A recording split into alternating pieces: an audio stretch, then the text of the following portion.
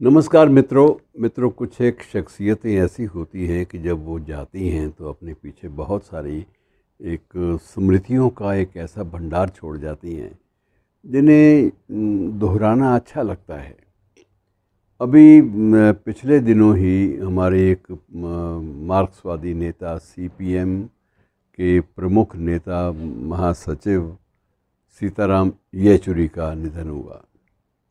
अब सीताराम येचुरी के बारे में बहुत कम जो सामान्य रूप से जो जानकारी है आम आदमी के लिए बहुत कम उपलब्ध होती है। थोड़ा सा आपस में हम लोग बांट लेते हैं।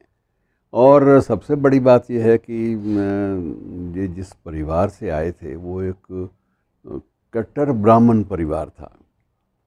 और वेद पाठी ब्राह्मण परिवार के रूप में इस परिवार की प्रसिद्धि थी कि ये वेद पाठी है। हर बात में वेद पाठ को प्राधान्य देना और वही वेद पाठ की परंपरा सीताराम येचुरी को भी बचपन में मिली। बाद में वो किस रूप में आकर वामपंथी बने ये अलग किस्सा है, लेकिन ये भी होता है कि कई बार व्यक्ति को परिस्थितियों के वश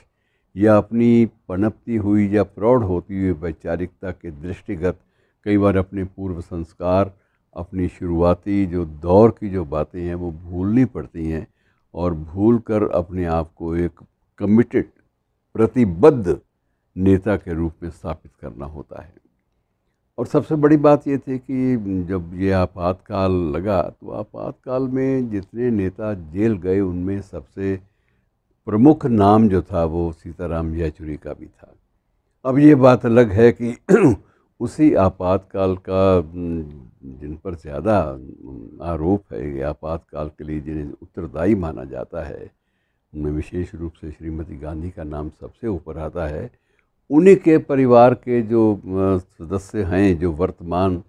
कांग्रेस के वरिष्ठ नेता क्रम में आते हैं, वरिष्ठ क्रम में आते हैं, सोनिया गांधी हैं, राजीव हैं। अब उन्हीं के साथ इनको हाथ मिलाकर चलना पड़ता है। राहुल गांधी के साथ भी, राजीव गांधी के साथ भी इनके अपने निजी संबंध बहुत बढ़िया रहे थे, बहुत श्रेष्ठ रहे थे। लेकिन इनसे एक दो बार बात भी होती थी कि ये आप किस रूप में, क्योंकि ये पत्रकारों से बहुत ज़्यादा अनौपचारिक बातचीत खुलेआम कर लेते थे, खुले रूप में कर लेते थे, खुले मन से कर लेते थे। तो मेरा एक सहज सा इनसे प्रश्न था कि येचुरी जी, आप उन्हीं लोगों का साथ क्यों दे रहे हैं जो लोग आपकी गिरफ्तारी का मुख्य कारण थे और आपातकाल के मुख्य कर्णधार थे। आप उसी परिवार की परंपरा के साथ जुड़ते क्यों जा रहे हैं? उनका बड़ा सहज सा उत्तर था कि देखिए, बात यह है, हम किसी भी शर्त पर इस देश के संविधान को धर्मनिरपेक्ष बनाए रखेंगे, ये हमारा संकल्प है। और अगर धर्मनिरपेक्षता की आड़ में यदि दक्षिणपंथी दलों को, जिनमें पहले जनसंघ थी, बाद में भाजपा उसी का स्वरूप लेकर उसी का एक अवतार के रूप में सामने आई,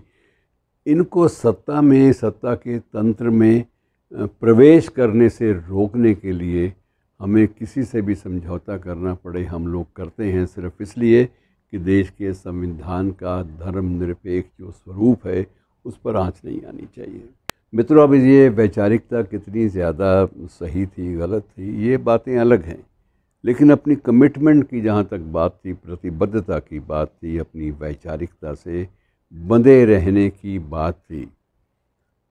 उसमें ये खरे इसलिए उतरते थे कि इनके प्रशंसकों में भाजपा का नेता, भाजपा के प्रमुख जो पुरुष थे, दिग्गज पुरुष, वो भी होते थे कि आदमी साफ बात तो करता है, ये आदमी कभी भी जोड़ तोड़ की राजनीति नहीं करता। यद्यपि इनके अपने ही जो इनसे पहले महासचिव थे हरकिशन सिंह सुरजीत, वो जोड़ तोड़ की राजनीति के विशेषज्ञ माने जाते रहे थे, लेकिन सुरजीत की भी यही समस्या थी कि वो भी बात, उनके पास भी स्पष्टीकरण एक ही होता था, हमें किसी भी दक्षिणपंथियों को आगे आने से रोकना है और उसके लिए हमें किसी के साथ भी हाथ मिलाना पड़े तो हम मिलाएंगे। लेकिन थोड़ा सा येचुरी जी के बारे में एक दो बातें और कि येचुरी जो थी मूल रूप से येचुरी एक छात्र नेता के रूप में उभरे। जेएनयू में, जवाहरलाल नेहरू यूनिवर्सिटी में इनके जो साथ बहुत सारे संस्मरण, मेरे एक वरिष्ठ मित्र हैं चमन लाल, प्रोफेसर चमन लाल, उन्होंने भी कई बार इनके प्रसंग के बारे में जिक्र किया कि ये आदमी अपनी कमिटमेंट पर दृढ़ रहता था, कभी भी उससे डामाडोल होना, वैचारिकता से डामाडोल होना इस व्यक्ति ने सीखा नहीं था। और बाकायदा अक्सर वो भी गुनगुनाया करता था आपातकाल के दिनों में, और चमन लाल कहते हैं कि मुझे भी पसंद था जो कुछ एक उसके दुष्यंत के शेर की, जिए तो अपने बगीचे में गुलमोहर के तले, कि जिए तो अपने बगीचे में गुलमोहर के तले और मरे तो गैर की गलियों में गुलमोहर के लिए। किसी सिद्धांत के लिए आदमी जिए, किसी वैचारिकता के लिए जिए, और इसी बात के लिए इनकी एक जो विशिष्ट, जो वैशिष्ट्य था इनका यही था कि ये विशिष्ट देन होती थी कि भारतीय राजनीति में सिद्धांतों की बात जो है उससे कभी भी इधर उधर नहीं होना। और इस बात के लिए मित्रों दक्षिणपंथी नेता भी, भाजपा के नेता भी इनकी तारीफ़ किया करते थे कि आदमी कहीं भी ऐसा जाल नहीं बुनता जिसमें ये साजिश की बू आए या ऐसा कुछ हो, ये नहीं। और जहाँ खड़ा है वहीं खड़ा है। और उसके बाद जब इनकी अंतिम यात्रा जब आरंभ हुई, अंतिम यात्रा तो इनकी निगमबोध घाट की ओर नहीं जानी थी, क्योंकि ये पहले ही संकल्प कर चुके थे और उनके परिवार ने भी इस बात के लिए अपनी रजामंदी दे दी थी कि इनका जो शव है, दिवंगत जो पार्थिव शरीर है, वो एम्स में जाएगा ताकि वो छात्रों के काम आ सके और उनका ज्ञान वर्धन करने के, अगर इनका शरीर भी अगर काम आता है तो हम सब लोग तैयार हैं। अर्थात वो रूढ़ियों से बिल्कुल अलग हट के चलने वाले जो बाकी इनके साथ के जो नेता थे, बुद्धदेवाचार्य या ज्योति बसु, उन सब ने देहदान ही किया। उन सब ने, किसी ने भी अपने जो पार्थिव शरीर थी उसके साथ कोई भी जो परंपरागत रूप से जो उनका मुखाग्नि देने वाली बात या उस बात की अपनी परमिशन जो है उन्होंने कभी अपनी वसीयत में नहीं दी। मित्रों, जहाँ तक धार्मिक आस्थाओं का सवाल है, वेद पाठी तो थे येचुरी, लेकिन इस प्रसंग में मुझे इनसे पहले जो सीपीआई के नेता थे अमृतपाद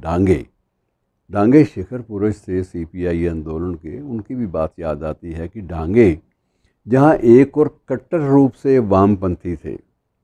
वहाँ दूसरी ओर अध्यात्म पर उनकी पकड़ बड़ी मजबूत होती थी। एक पुस्तक उनकी बेटी, या बाद में सांसद भी रही, रोज़ा देशपांडे ने लिखी थी श्रीमद् भागवत गीता के ऊपर, और उसकी भूमिका उसके पिता यानी कि अमृतपाद डांगे, उन्होंने लिखी थी। और अमृतपाद डांगे ने उस भूमिका में जितना पांडित्य दिखाया है, दर्शाया है, वो इस बात का भी प्रतीक है कि अपनी वैचारिक प्रतिबद्धताओं के बावजूद ये लोग कुछ अपनी धार्मिक आस्थाओं से भी जुड़े हुए थे। ये बात अलग है कि उनकी व्याख्या वो अपने ढंग से करते थे, व्याख्या में अंतर था, लेकिन किसी बात की उपेक्षा करना वो इनका मकसद नहीं होता था। और यही वैशिष्ट्य इनमें भी था।